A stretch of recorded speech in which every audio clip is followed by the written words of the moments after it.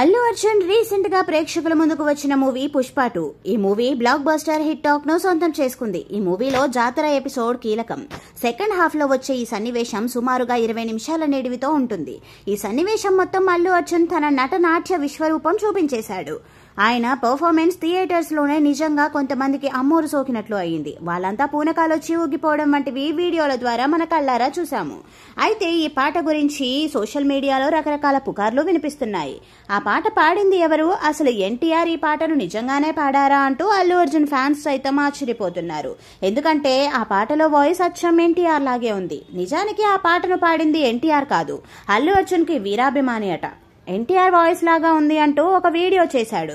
ఆ వీడియో ఇప్పుడు తెగ వైరల్ గా మారింది. అచ్చుగుద్దినట్టు ఎన్టీఆర్ పాడినట్టే సింక్ చేస్తే ఈ వీడియోని జత చేశారు. కానీ ఒరిజినల్ గా పాటను పాడింది మాత్రం మహాలింగం.